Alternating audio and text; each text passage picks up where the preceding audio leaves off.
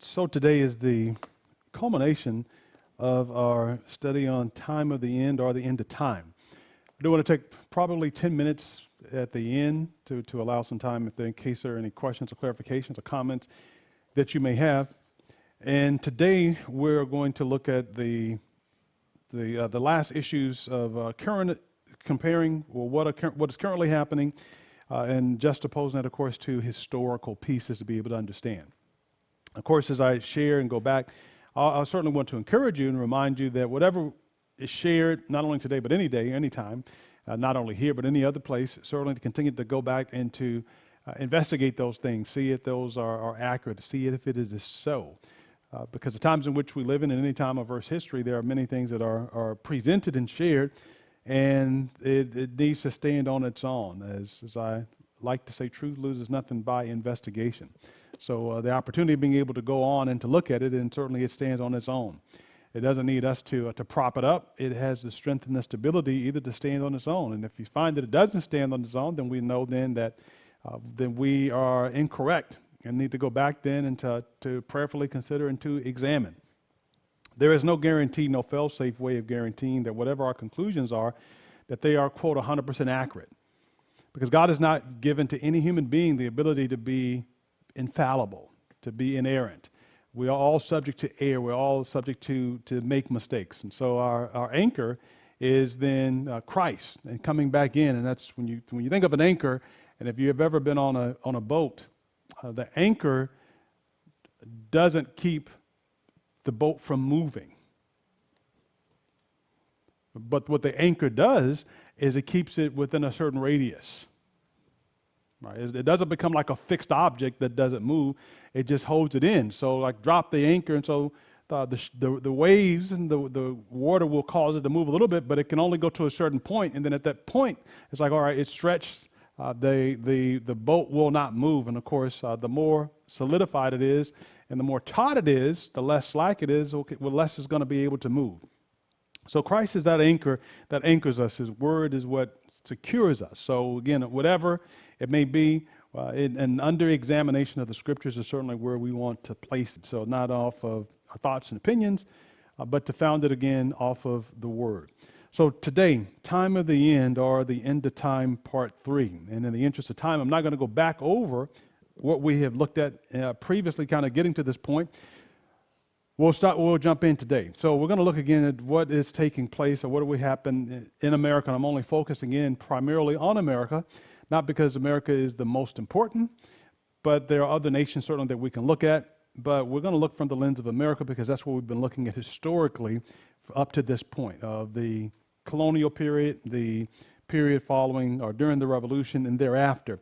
So we'll continue that trek. And then, of course, we will end on what is taking place nationally in terms of Sunday law agitation. Now, make no mistake about it, in Revelation chapter 13, the scriptures declare that there will be this lamb-like beast that will rise up, according to verse 11. And it will have a mouth speaking, that it will look like a lamb, it will speak as a dragon, and will command those who are upon the earth to be able to worship and to follow after the dictates of the first beast. It's going to build this image to the beast. According to Revelation chapter 13, then, the image to the beast, then, is something that will be created by this lamb-like beast. And through Scripture, an image is simply a likeness. Like when God said in the beginning, He said, let us make man in our own image after our likeness. And so He created man in the image of God. Genesis chapter 1 and verse 29.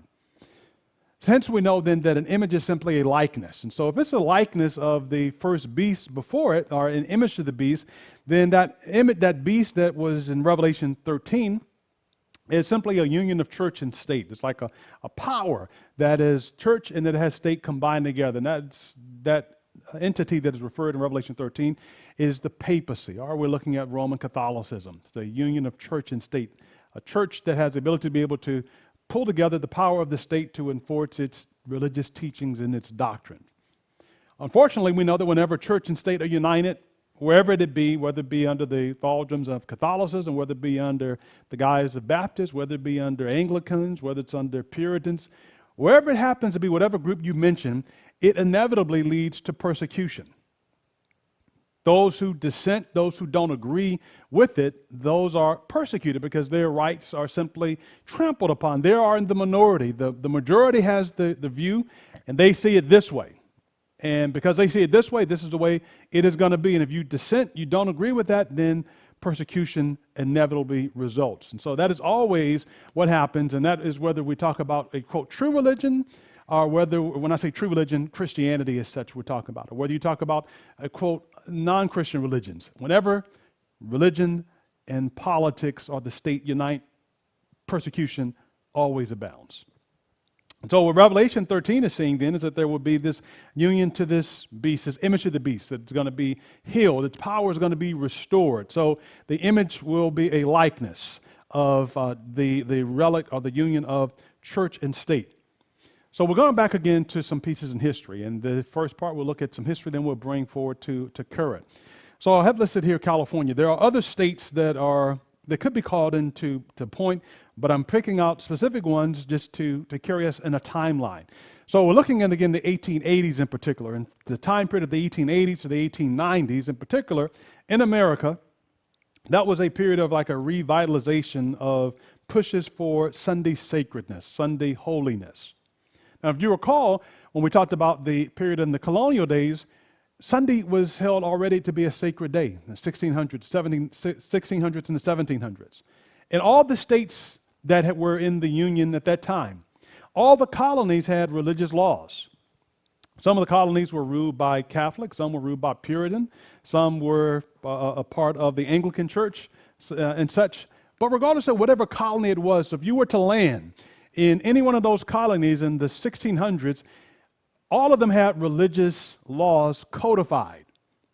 So whether it was dealing with, and all of them dealt with worship around what could be done on Sabbath, as in Sunday. So there were laws against Sabbath breaking, laws against blasphemy. In many of these colonies, you had to be a member of that church to hold public office. There were issues that were codified, and they were a part of the very woof and fabric of their society. So these laws were what they carried out, what was lived up to.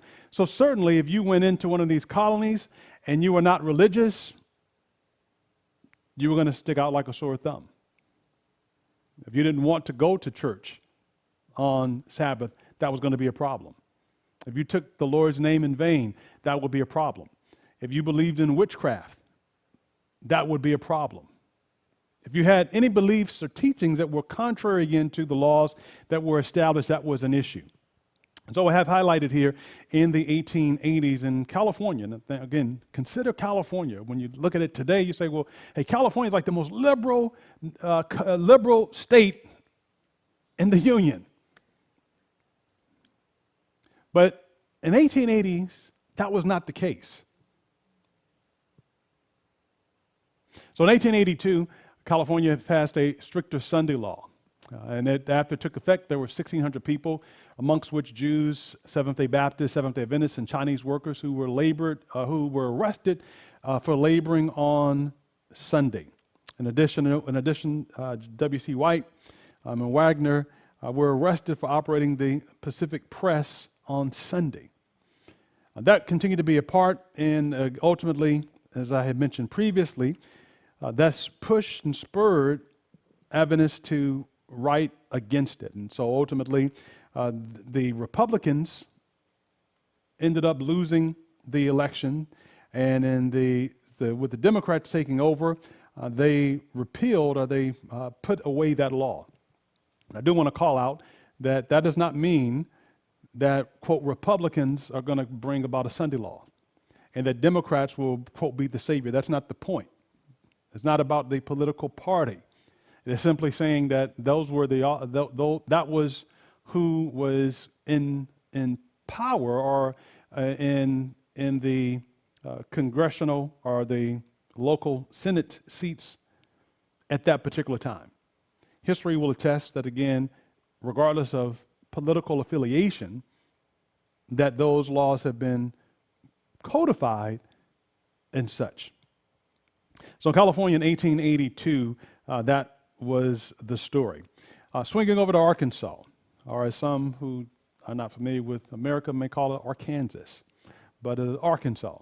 Going over to Arkansas, then we found that in 1885, Scholes versus the state of Arkansas, this case upheld that Sunday laws were in fact practical, that they were in effect. And again, these were codified as religious laws. And Scholes was an Adventist evangelist who went in and he moved from Michigan to Arkansas. He was doing evangelistic work in series and such.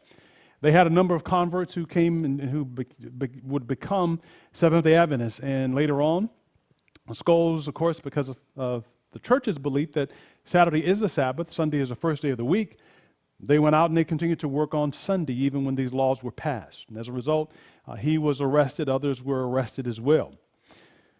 His case continued to go forth, and eventually it was a case of Scholes versus the state, in which the courts ruled that, in fact, Scholes was guilty of breaking Sunday. This, of course, would be a part of an additional 21 persons who were persecuted in Arkansas as a result. When I say persecuted, meaning that they were not, quote, beaten and flogged or anything like that, but because of their religious beliefs, they were jailed, they were either imprisoned, they were fined as such. Now, of course, in the 1880s, this is happening. In 1885, if you remember the church, and as the church was looking and saying, hey, these are things that are taking place that remind us of what Revelation suggests in Revelation chapter 13. Swinging over to Tennessee, R.M. King was arrested and went to trial.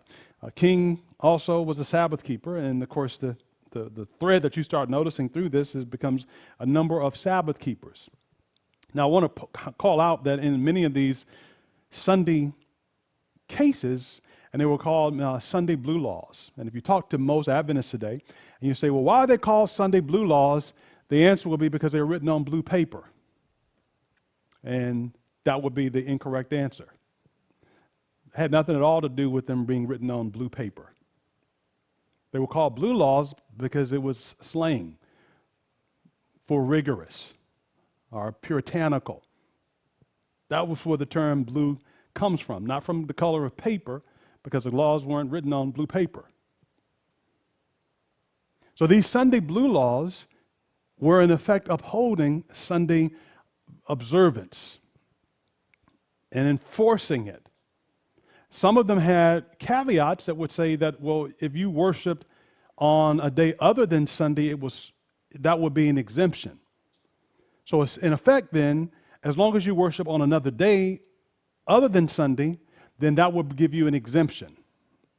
But if you did not worship on another day, then you would be duty bound. And in these particular cases, many Seventh-day Adventists, Jewish people, Seventh-day Baptists, even some Buddhists were arrested because they did not keep Sunday.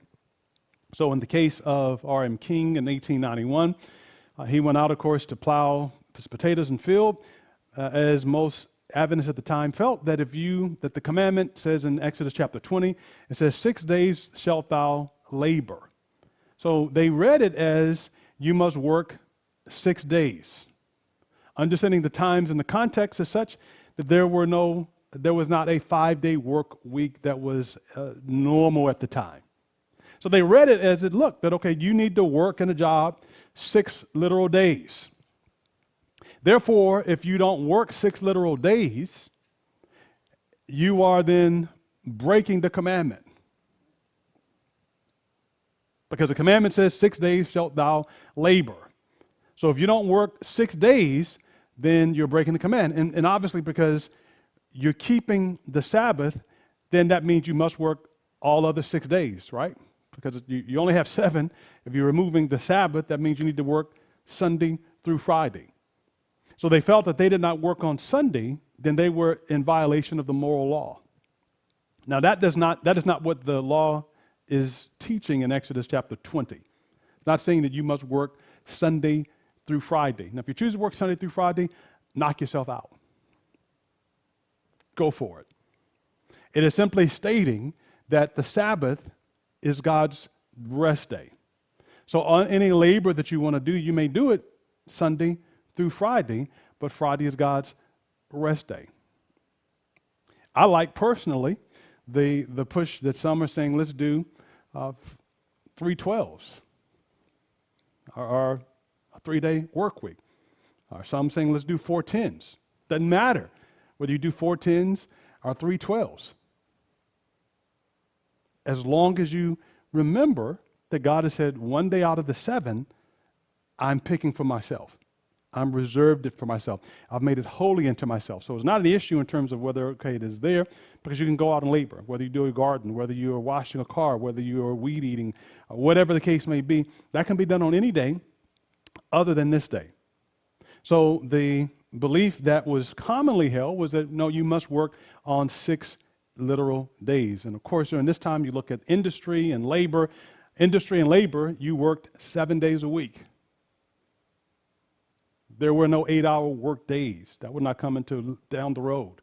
Like today, people are emphatic. I'm only working 8 hours, and I want 2 what? 2 breaks. And those 2 breaks need to be, how long? 15 minutes. Why? Because that's a labor law. That's a federal law. That didn't exist during this time. There were no child safety laws, so it was not uncommon for kids to work in factories, like forging iron, steel. There were no OSHA laws at that time. You've seen some of the construction pictures, even in the early 1900s, of building the skyscrapers in New York City, or any city in particular. And you have people up hundreds of feet, thousands of feet in the air, and they don't have safety harnesses on. Like just smoking a cigarette, and they're like 5,000 feet, 2,000 feet in the air, smoking a cigarette, and just sitting down eating their lunch. And you're like, well, how do they do it?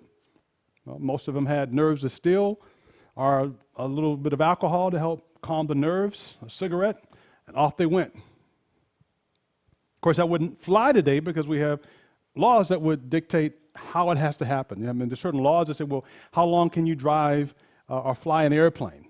Like if you've traveled frequently enough and you deal with some incursions, sometimes a pilot might say, well, I've done all the hours I can do today. I can't fly the next leg. They have to bring in another crew. Why? Because there's laws that dictate how long they can work, how long they can fly. So like I'm ready to roll, but I can't. Or a truck driver may have a certain limit, or will have a certain limit that they're able to do because laws are there, all right? So there are laws that govern that. That wasn't the case. It was viewed completely differently. So in the case of King, and King certainly went out and he worked, his property ultimately ended up being seized from him in the sense of his animals, because he couldn't pay the fine. So he had to sell the cows, sell the horse, and so forth. And this certainly was looked at as persecution. And really it was persecution because there were a number of Sunday keepers who were doing the exact same thing. And the issue became isolated because these were Sabbath keepers. So if you have a Sabbath keeper that's plowing their field on Sunday, and a Sunday keeper plowing their field on Sunday, and you only arrest the Sabbath keeper, well, then that is selective discrimination. That's selective persecution. You can't, if you select both of them, then that's one thing, then you're applying it equally. But if you only select the Sabbath keeper, and the very same thing is done by the Sunday keeper, then that was an issue. In fact, it was an issue. And so ultimately, you remember that King would die before his case could reach the Supreme Court. And by the way, most of these cases, they did go to the Supreme Court, and the Supreme Court ruled that they were, in fact, valid. So please keep that in mind. The Supreme Court ruled it was valid. Now, you might be thinking then, well, wait a minute. The First Amendment says that there would be no establishment of any religion. The Congress would not validate or establish any religion. We call it freedom of press, freedom of speech, freedom of religion, freedom of assembly, and so forth. Well, how could the Supreme Court then say that this was valid? So keep that in mind. We'll swing over to the great state of New York. Between 1879 and 1892, New York also had Sunday laws that of course, were tightened, and they began with vigorous reinforcement or enforcement campaigns, meaning that these laws were there.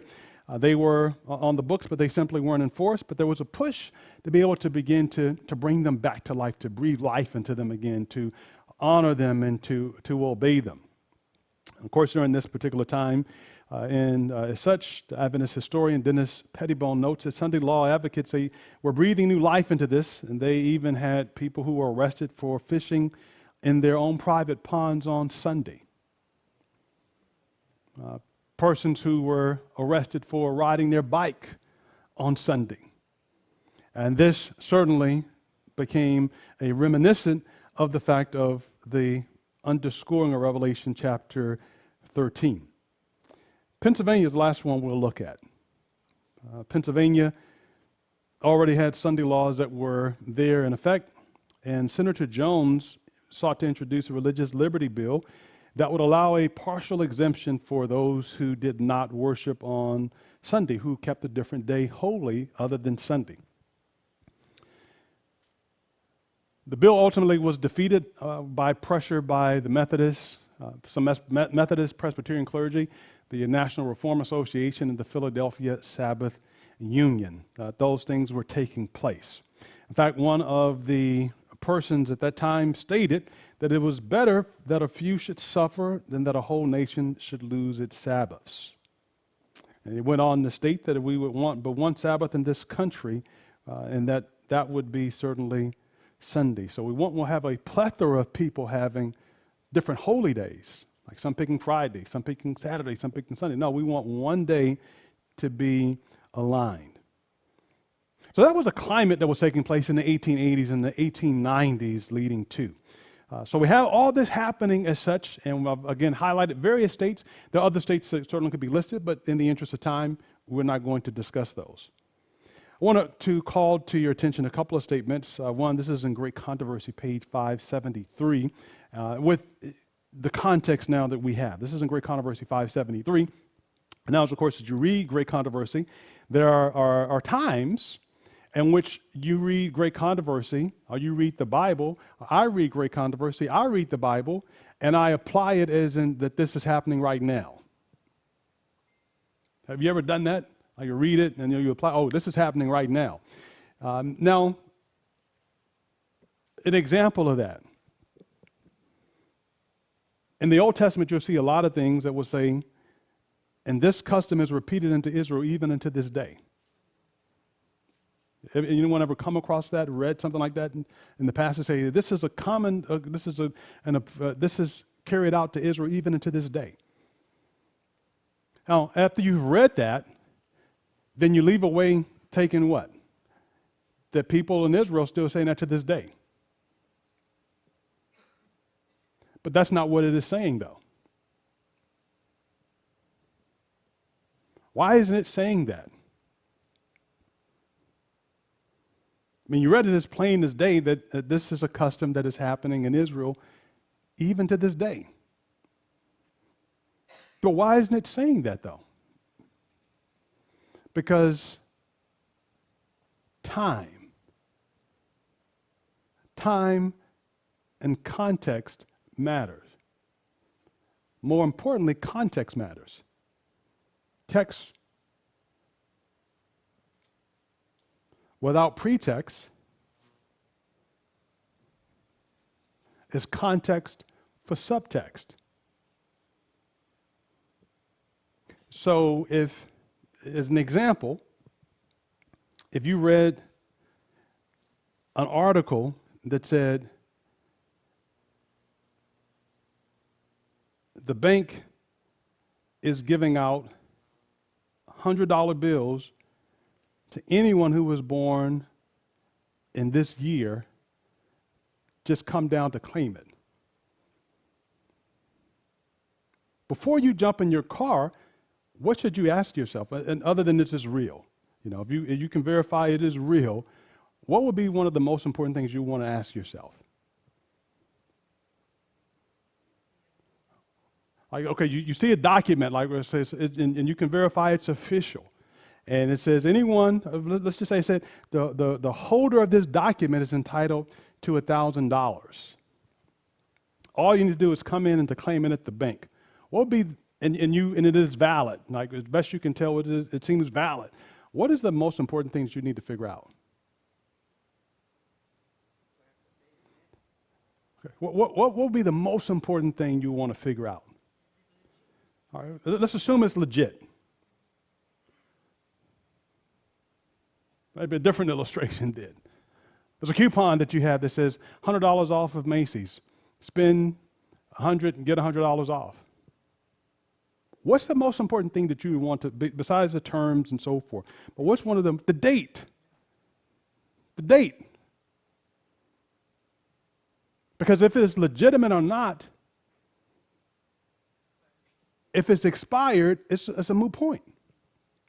Right? You're not going to go into Target a day after the sale and say, hey, I have a coupon for $25 off.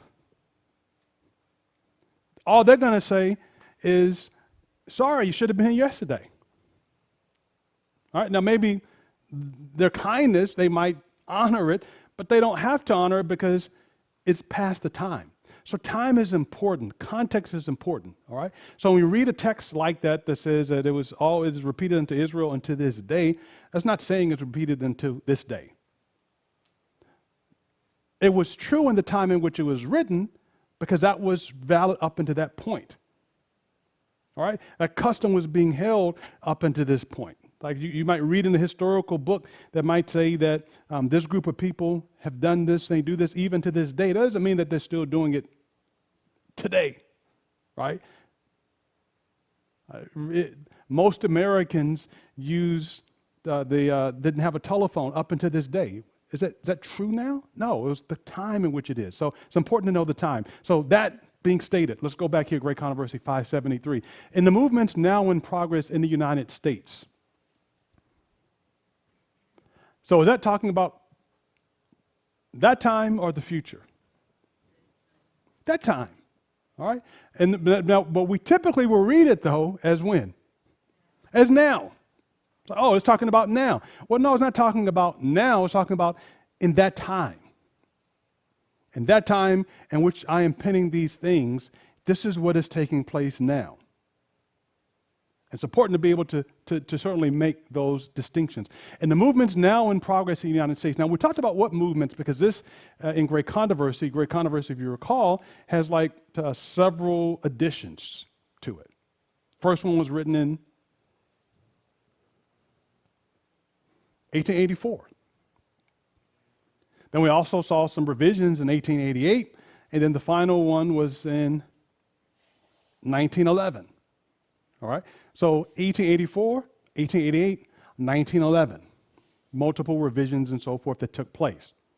So this is not a book that was written in 2025 or 2000, but it's a book in 1883. Hence, 1884. Hence, the statement in the movements now in progress. So it has to be in one of those different time periods. Does that make sense? Right? Because it can't be talking about the 1600s. Can't talk about the 1700s. I'm writing it in the present. It must therefore relate to the present. That doesn't mean we cannot draw lessons for the future, but it is talking specifically about the present. How do I know then if it relates to the present or future? Well, the same was read in the Old Testament that is commonly practiced or spoken into this day. I would need to find out then, is that the case in Israel? Okay? And if I can find that this is a common practice in Israel, then that would hold true to this day. If I cannot find that evidence for that being the case, then it would mean again that, okay, it ended at a certain period of time. All right, if we said, hey, the practice of circumcision, the practice of X is within context, it becomes important. So in the movements now in progress in the United States, and we've talked about those things already. We've looked at some of them historically. To secure for the institutions and usages of the church the support of the state, Protestants are following in the steps of papists. Nay, more, they are opening the door for the papacy to regain in Protestant America the supremacy which she has lost in the old world. And that which gives greater significance to this movement is the fact that the principal object contemplated is the enforcement of Sunday observance, a custom which originated with Rome and which she claims as the sign of her authority. It is the spirit of the papacy, the spirit of conformity to worldly customs, the veneration for human traditions above the commandments of God that is permeating the Protestant churches and leading them on to do the same work of Sunday exaltation which the papacy has done before them. Okay, so again, we know in terms of context and time, that's taking place like then. It was 1884. We've looked at some of the historical pieces that demonstrated that. And so to Seventh-day Adventists, they saw this happening, that say, hey, these are the things that we've talked about and we've seen in Revelation. Right? It is happening like right now in our very presence. We have members who are in chain gangs. We have those who've been in prison. We have people who are being fined. So it is not something that it is, quote, look for in the future, but it's something that's happening now. If the reader would understand the agencies to be employed in the soon coming contest, he has to but to trace the record of the means which Rome employed for the same object in ages past. If we would know how Papists and Protestants united with those who reject their dogmas, let him see the spirit which Rome manifested toward the Sabbath and its defenders. Again, this is that time period. Now, again, as they're taking these cases are going to the Supreme Court or other courts are not voting them down. They're not striking them down as violating the First Amendment, even though they are clearly religious in nature and worship. They are not pushing this down. Now, you probably would want to ask yourself then, well, why aren't they saying no? Why are they saying that it's okay? And the answer is pretty obvious. They're saying no, that these are not, quote, religious in statute because of the depth in which religious law has been codified. They're not, remember again, the 13th, 14th, 15th Amendments, that we looked at some weeks ago, have not really trickled down to a state level. And the general mindset as well there is that these laws are just. These laws are okay. It will not be until the 60s that changes. Now, this is a great controversy, page 579. It says, since the middle of the 19th century, students of prophecy in the United States have presented this testimony to the world. And the events now taking place has seen a rapid advance toward the fulfillment of the prediction. Again, this is not talking about, quote, future tense. It was talking about what was taking place at that time. Now, it would also be relevant, may I say, it would also be relevant if those same events are taking place today, would it not? Right? Yeah, it would be. But if those events are not taking place today, then we know, again, it was talking about that specific time period in which those things are under consideration. With Protestant teachers, there is the same claim of divine authority for Sunday keeping and the same lack of scriptural evidence as with the papal leaders who fabricated miracles to supply the place of a command from God. The assertion that God's judgments are visited upon men for their violation of the Sunday Sabbath will be repeated. Already it is beginning to be urged. And so if you recall in the initial establishment of Sunday being sacred, that there were a number of supposed miracles that also occurred during that time. One of them, which was a woman put in some bread to bake on Sunday, and they took it back out, and it didn't rise, even though it had ample time, and there was blood in it. Another miracle that took place is a person was going to put in their bread to bake on Sunday, but they decided, let me not put it in because the Sabbath is approaching, and they came back later on, and it baked perfectly. So you had superstitious ideas going around during the time, and those things helped to confirm a suspicion or even to disprove a suspicion. And we are still a very superstitious lot. People are still very superstitious. It's like bad things happen in threes. Like this person died. Now somebody else died. Who's next?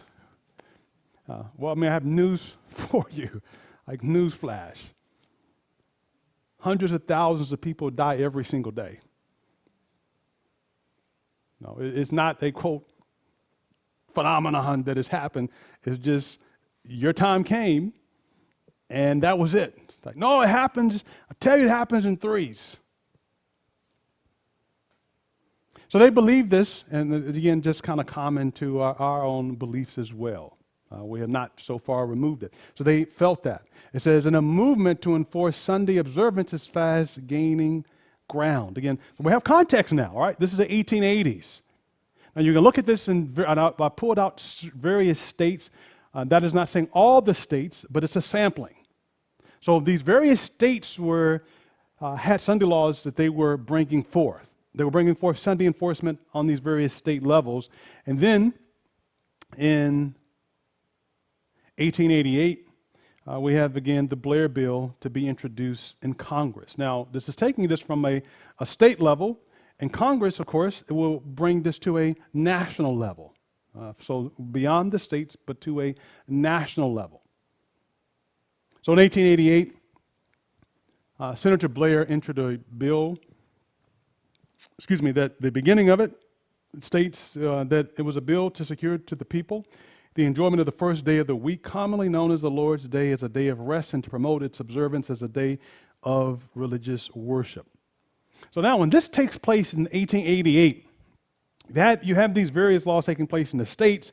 Now you have the possibility of a national law taking place, which will certainly trump what is happening in the state level, because this will now be on a national level. So in 1889, again, the same bill came forth. And so this was a part of bringing about then the possibility of having Sunday as a sacred day of rest, which, of course, Senator Blair brought his bill, it was debated by A.T. Jones. And again, counter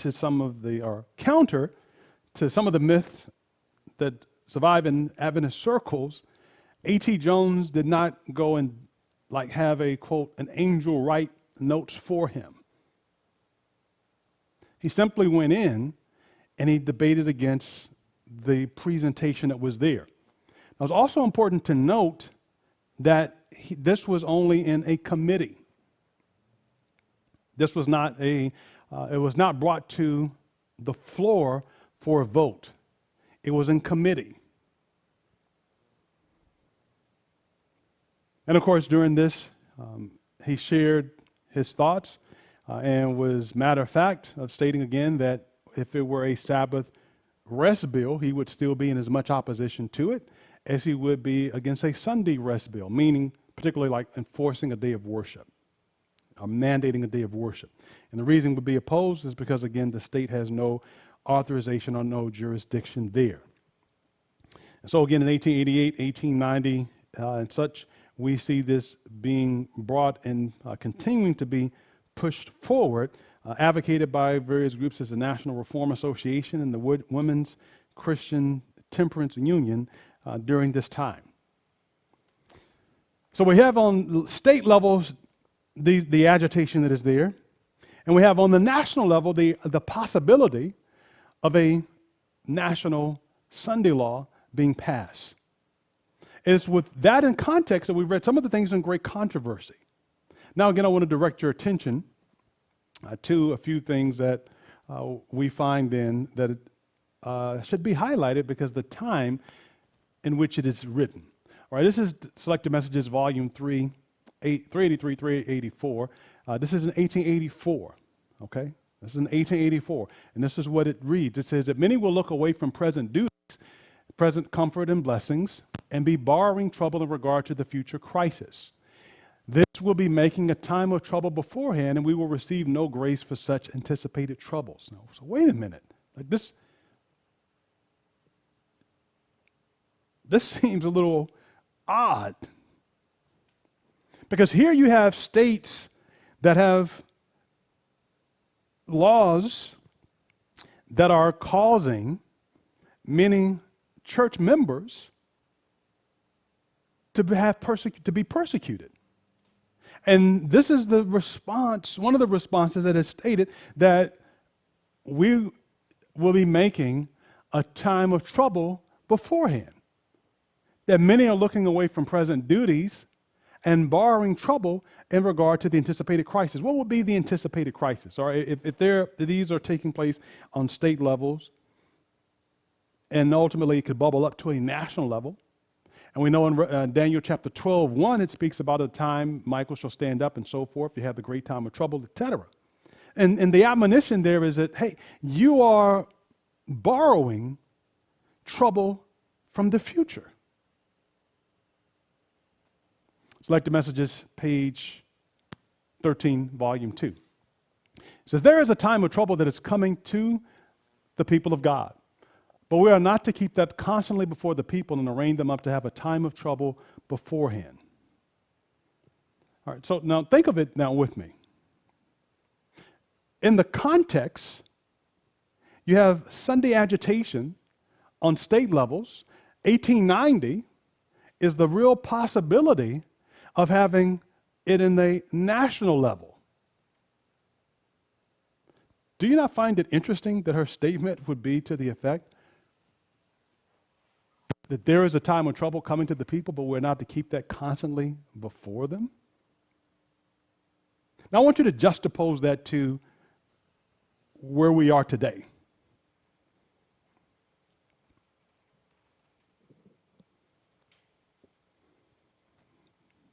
Contemplate and consider where we are today. And think about all the YouTube videos, the Instagram feeds, the publications, the articles that many put out. And counter that against the history and the counsel at that particular time. And while you're considering that, I want you to consider what evidence do such persons and groups present for said Sunday issue. Like, we can look here and it's clear, irrefutable evidence of this is what's taking place in California. This is what's taking place in Tennessee. This is what's taking place in Arkansas. This is what's taking place in New York. This is what's taking place in Louisiana. This is what's taking place in Alabama. This is not he said, she said. I'd love to share my Jan Markison story with you that read the statement that Janet Reno made, and she said that a terrorist is a group that believes in giving money to religious organizations.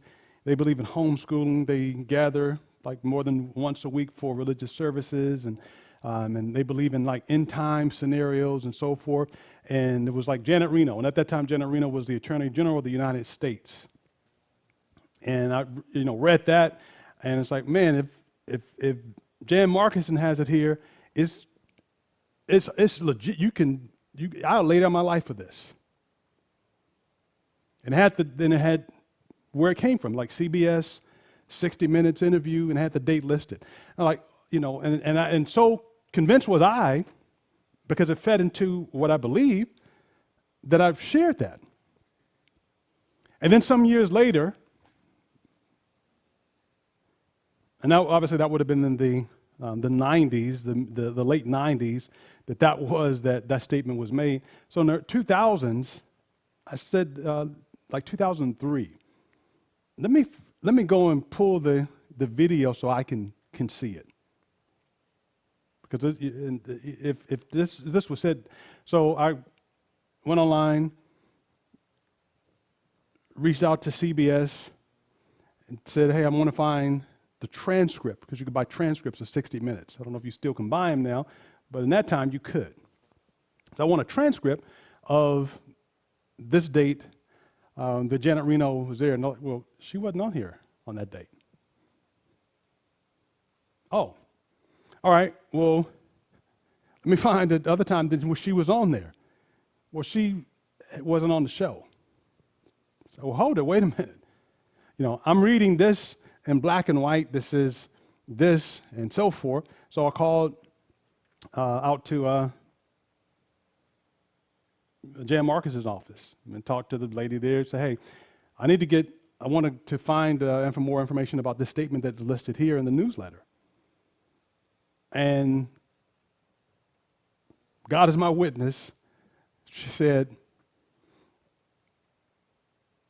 the person who reported it got it from another person who has a friend that was there and they heard it. And I'm like, here I am looking, it's stating that this is bona fide, and this is hearsay, and technically it isn't hearsay because the lady did not appear there at all. So worse than hearsay, this is just a lie.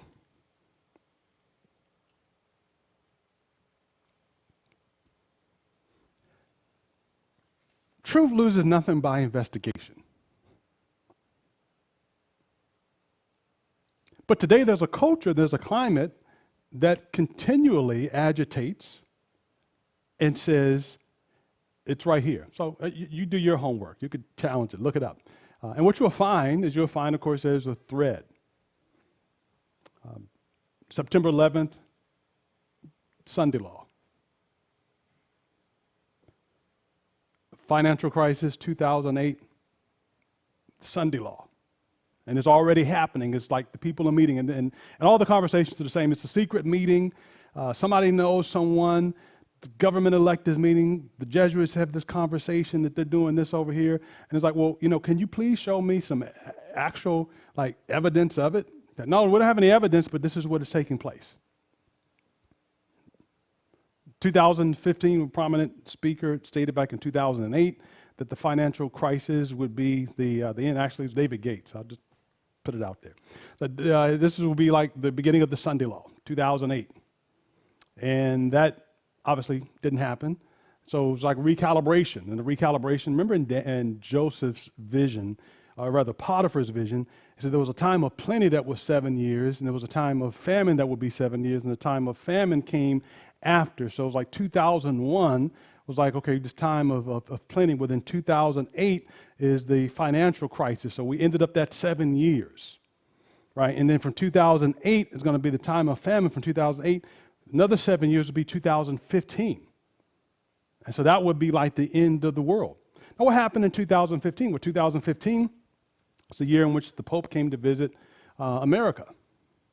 So it's like, hey, this is it. In 2015, he's going to come in and he's going to visit. He's going to tell Congress to pass the Sunday law and so forth. If you remember that during that time period, that was what the word was, right? So you continue to have this piece that is pushing forward. And what is the effect from it? Well, I think we can deduce from it that some of the concern here that is being voiced is that, hey, you are putting the people in an anxious position. It's like you're on high alert. And it's not saying don't be vigilant. So please do not misunderstand. But there's a difference between being hyper active and everywhere you look is something than being vigilant. Our police officers sometimes struggle with, they say that when I'm on my job, I have to keep my head on the swivel because I don't know if someone is trying to do something to possibly take my life. And when I leave off the clock, I still find it difficult to be able to relax because that's the environment that I'm in.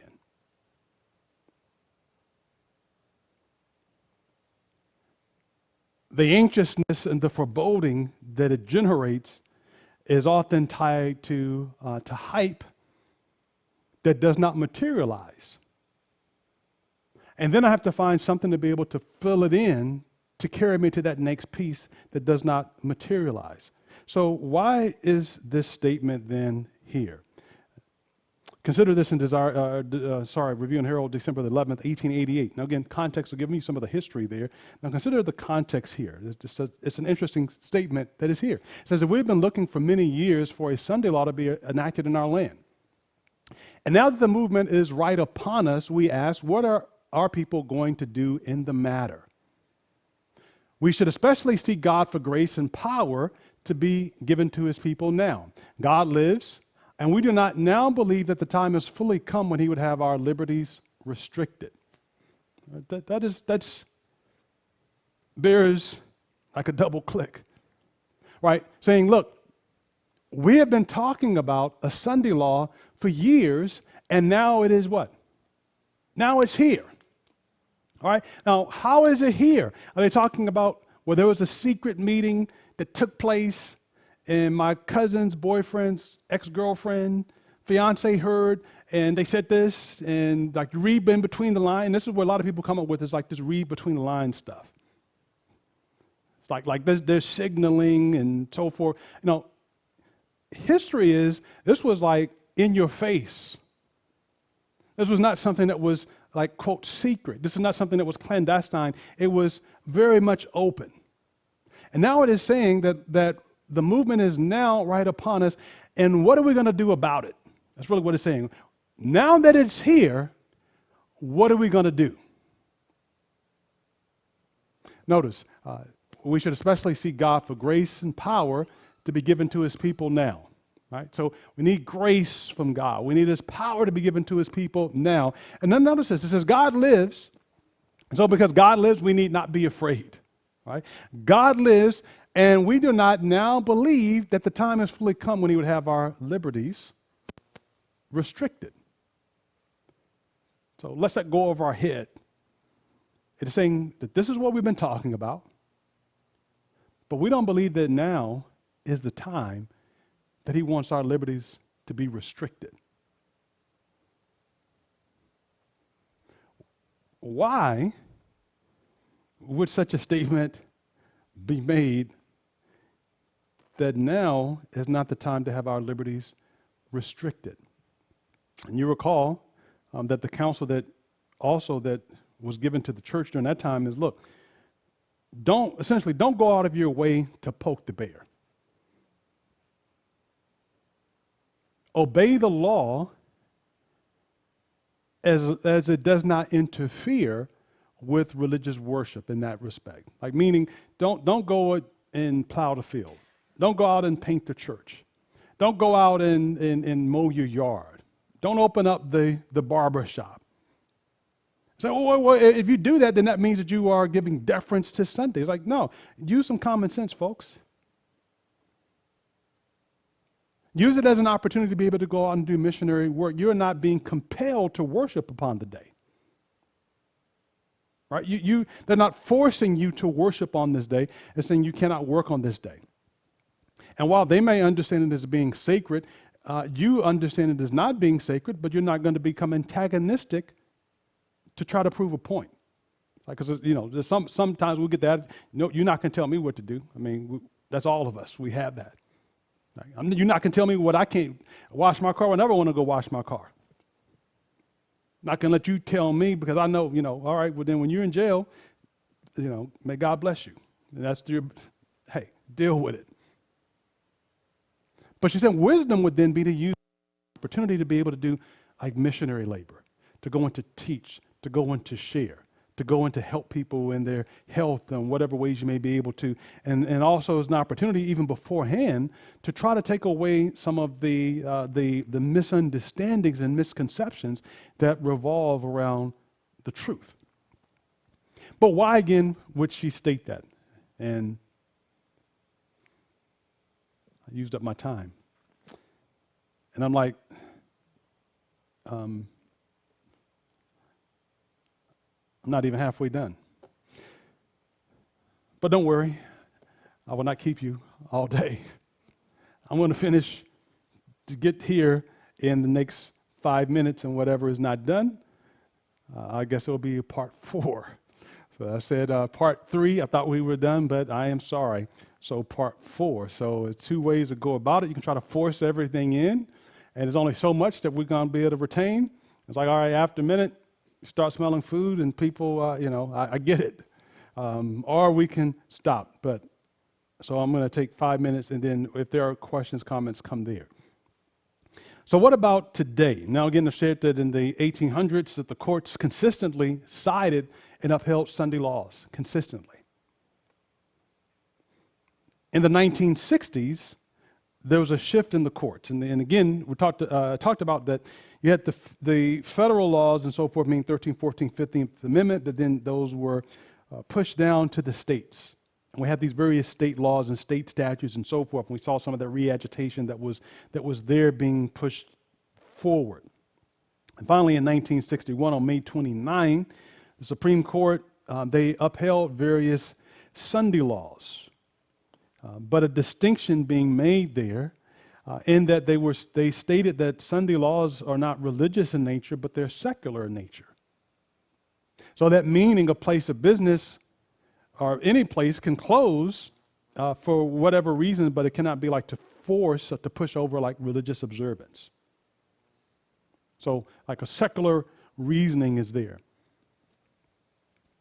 Secondly, of course, those laws do not enforce worship or religious behavior. So any place may close, have closing laws on Sunday, as they are not to then enforce religious behavior.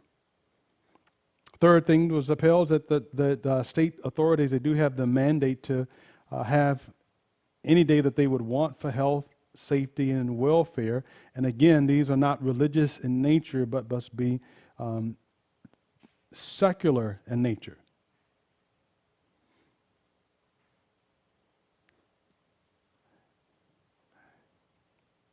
So I did some digging then to find out, well, what is happening then currently? What's happening on state levels and even what's happening on a national level? All right, we had some history there to help to guide us. What's happening on the state level? So I came across North Dakota House Bill 1150, and in it, it was going to reintroduce Sunday morning closing laws for retail businesses. Now again, that's fine if they want to do that. It's the religious piece, which we'll obviously let's talk about next week, that becomes the issue. Now, as it went forth to vote, it had its hearing, but it failed 4-89, meaning that the House did not push it forward. Okay, and again, that's local. That's in the state of North Dakota. So that's one state and what their experience was and did not move forward. What about on the national level? And this is from the Biblical Research Institute. And the BRI is they essentially become like a religious think tank of sorts for the church, for the Seventh-day Adventist Church. And they share again, they look, and they're seeking to be involved in that. And part of one of the things, of course, is to connect in with various departments, whether the religious liberty and such, or public affairs and religious liberty, to be able to understand those issues, because they are central to the fabric of the Seventh-day Adventist Church, religious liberty.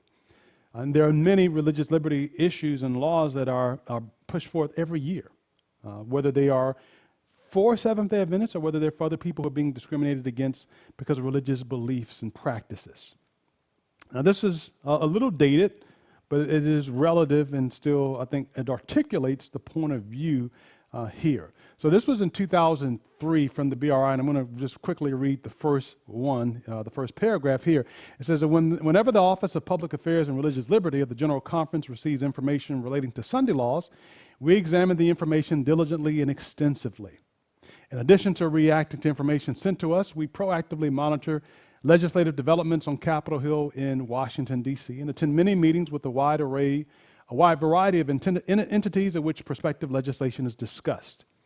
Further, we undertook extensive research. For example, in 2003, our team performed an extensive review of Sunday laws in every U.S. state and in the District of Columbia, culminating in a 421-page report detailing every existing state Sunday law.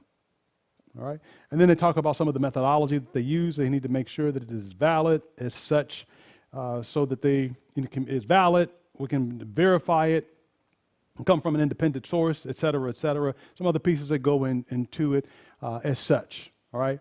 And then they talk about, of course, a couple of rumors that were present during the time, and again, for the interest of time, not going to read it all, but it was one, again, designing that in November that there was a secret meeting in Washington for the passage of a Sunday law. They checked every specific claim that was presented by the rumor, and they found that it was false, could not be substantiated, that the meeting didn't occur at the site that was claimed. The high-profile individuals that were supposed to attend the meeting were documented to be in other locations at the other times. And, you start going down like a rabbit hole in this, because you present that, and it's like, well, do you know that was the person? That could have been like an AI bot over there. Like, start going like on a little bit out there. The second thing that is also stated here is that the second rumor that was circulating that the Pope would urge the passage of a Sunday law during his visit in Washington, D.C. The source of this rumor is the same as above. We have once again followed our four-step process, and to date have found nothing to corroborate the claim. It essentially goes on to state that they have looked through, and again, this was at some years prior, so duly noted. But there was no legislation that was pending or being proposed in relation to a Sunday law.